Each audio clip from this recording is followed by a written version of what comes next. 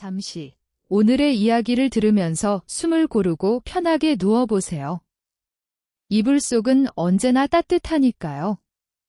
깊고 고요한 숲속 아주 작은 우체국이 하나 있습니다. 그곳의 우체부는 달팽이입니다. 편지는 천천히, 아주 천천히 도착합니다. 하지만 그 편지를 받은 사람은 누구나 오래도록 그 기다림을 기억합니다. 지금부터 느리미의 이야기를 들려드릴게요. 깊은 숲속 작은 마을이 있었습니다. 마을 한가운데에는 달팽이 우체국이 있었습니다. 우체국 주인은 달팽이 느림이였습니다. 느림이의 편지는 아주 천천히 도착했습니다. 그래서 마을 사람들은 그를 두고 천년 우체부라고 부르기도 했습니다. 하지만 이상한 일이었습니다. 느림이의 편지를 받은 사람은 누구나 얼굴이 부드러워졌습니다. 급한 마음이 사라지고 가슴 한켠이 따뜻해졌습니다. 편지가 도착하기를 기다리는 그 시간이 어쩌면 편지보다 더 큰 선물이었기 때문입니다. 느림이의 하루는 이슬이 맺힐 때 시작되었습니다. 껍질 위에 가죽 주머니를 메고 찻집을 향해 천천히 걸었습니다. 길가에 풀잎은 인사하듯 고개를 숙였고 개구리는 느림이의 발걸음에 맞춰 노래를 불렀습니다. 느림이는 서두르지 않았습니다. 서두르면 이슬을 밟아 깨뜨리고 바람의 이야기를 놓치고 별이 뜨는 순간을 지나치기 때문입니다. 그래서 느림이의 하루는 늘 길었습니다. 하지만 그 길고 느린 하루가 숲속 마을의 가장 소중한 시간이었습니다. 어느 날 아침, 다람쥐 씨가 숨이 차게 우체국으로 달려왔습니다. 손에는 하얀 편지가 쥐어져 있었습니다. 먼 산골에 사는 할머니께 보내는 편지였습니다. 다람쥐 씨는 애타는 목소리로 말했습니다. 느림이 씨, 제발 오늘 안에만 전해주세요. 할머니가 편하게 주무시게 제 소식을 꼭 전해드리고 싶어요. 느림이는 편지를 천천히 받아들고 오래 바라보았습니다. 그리고 조용히 말했습니다. 다람쥐 씨, 편지는 빨리 가는 게 아니라 제대로 가는 거예요. 다람쥐 씨는 답답했지만 느림이의 눈빛을 보고 그저 고개를 끄덕일 수밖에 없었습니다. 느림이는 편지를 껍질 주머니에 정성스럽게 넣었습니다. 그리고 할머니 집까지의 길을 생각했습니다. 언덕을 넘고 개울을 건너고 소나무 숲을 지나야 하는 먼 길이었습니다. 보통 편지는 그 길을 사흐리면 갑니다. 느림이는 칠리를 잡았습니다. 다람쥐 씨는 발을 동동 구르며 되물었습니다. 정말 7일이나 걸리는 거예요? 느림이는 웃으며 대답했습니다. 그동안 다람쥐 씨는 할머니를 생각할 시간을 갖게 될 거예요. 그것이야말로 편지가 드리는 첫 번째 선물입니다.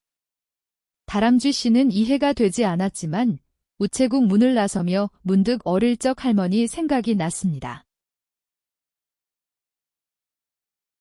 느림이의 여행은 천천히 시작되었습니다.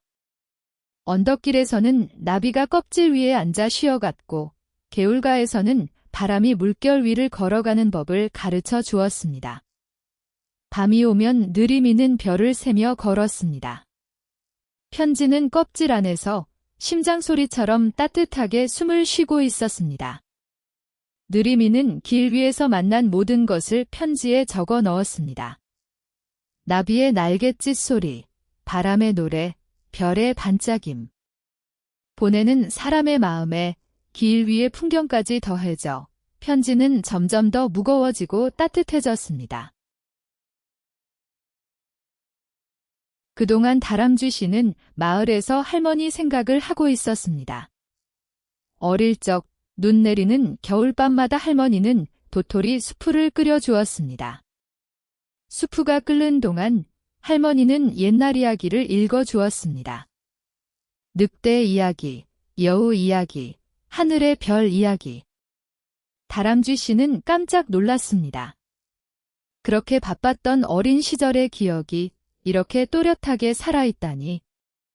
급하기만 했던 마음이 조금씩 부드러워졌습니다. 편지를 보낸 지 사흘째 되는 날, 다람쥐 씨는 창가에 앉아 할머니께서 가르쳐 주신 노래를 조용히 불렀습니다. 여행 사흘째, 폭우가 쏟아졌습니다. 개울물은 불어났고 길은 진흙으로 변했습니다.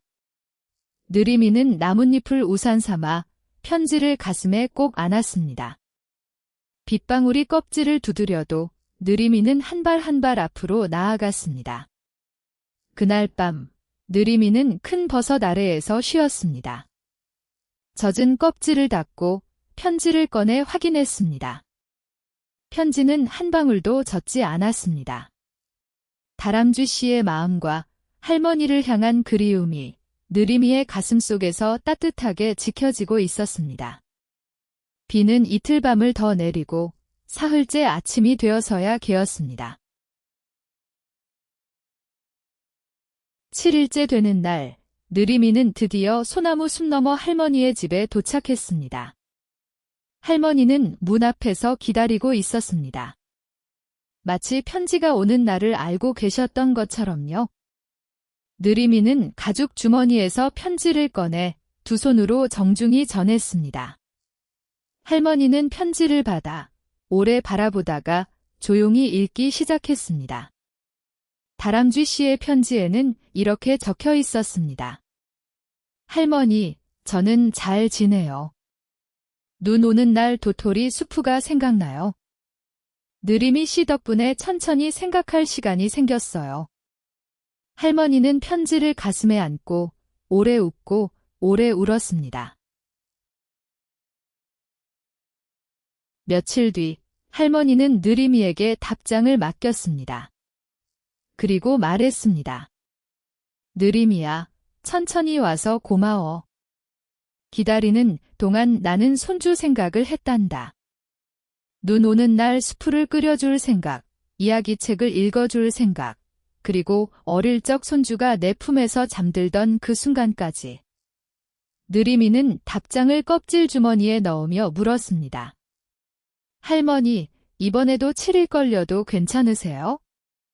할머니는 웃으며 대답했습니다. 열흘이 걸려도 좋아. 기다리는 동안 나는 또 손주를 생각할 테니까. 느리미는 그 말을 듣고 이 세상에서 가장 행복한 우체부가 되었습니다. 그 일이 있은 뒤 숲속 마을은 조금씩 달라졌습니다. 사람들은 편지를 기다리며 창가에 꽃을 심기 시작했습니다. 꽃이 피는 동안 그들은 편지를 보낸 사람을 생각했습니다. 어떤 이는 차를 마시며 하늘을 보았고 어떤 이는 잊고 있던 노래를 다시 불렀습니다. 느리미가 배달하는 것은 이제 편지가 아니라 시간이 되었습니다. 사람들은 그 시간 속에서 잊고 있던 소중한 마음을 다시 찾았습니다. 마을 사람들은 이제 느리미를 천년 우체부라고 부르지 않았습니다. 마음을 배달하는 우체부라고 불렀습니다. 어느 별이 총총한 밤, 느리미는 우체국 앞에서 마을 아이들을 만났습니다. 아이들은 물었습니다. 느리미 아저씨, 왜 이렇게 천천히 걸어요? 느리미는 대답했습니다. 빨리 가는 길도 좋아.